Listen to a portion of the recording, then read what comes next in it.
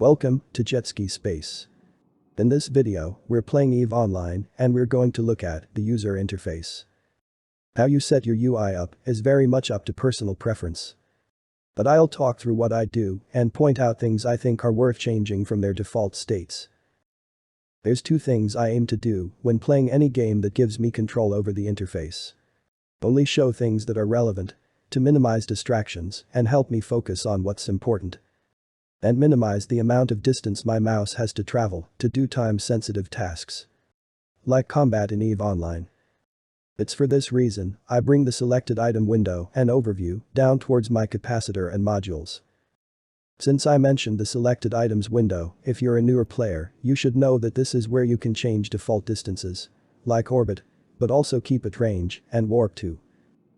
And while in this video I won't be talking too much about the overview, it's worth noting that I add a tag column, and I make sure I can see velocity.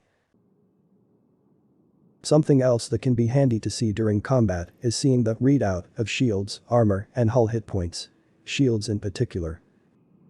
Shield recharge rate is at its peak at 25%.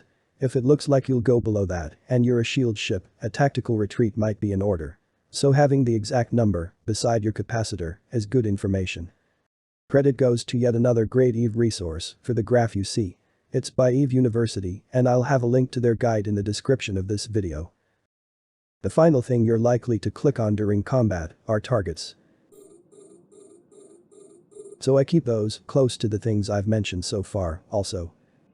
The next category of UI elements I want to talk about are things you might not click. Hopefully you're using shortcuts, but you definitely want to pay attention to. Namely, the directional scanner and probe scanner. Noticing a ship or new signature, especially in wormholes, is often the difference between life and waking up in a new clone with one less ship to fly. Now for things that are less important in combat.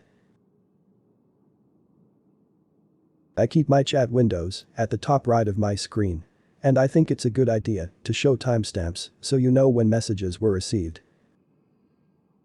And below chat, I open my holds and bays window in compact mode as I need to use it, when using boosters for example.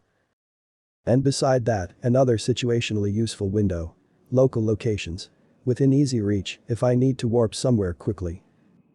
I don't always need to see local, but here I have the option to expand it as much as I need, or want to. GDA springs to mind as somewhere where it's better to have it small, but nullsec probably warrants full expansion. And I also use the compact member list option with local so I can see as many pilots in the same system as me as possible. For fleet operations, I keep the window at the top of my screen.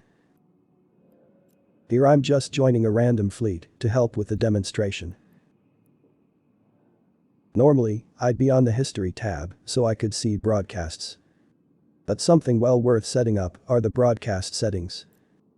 Here you can color code broadcasts for armor, capacitor, and shield, so that when you fly logistics ships, you can keep your fleet alive and help win the battle.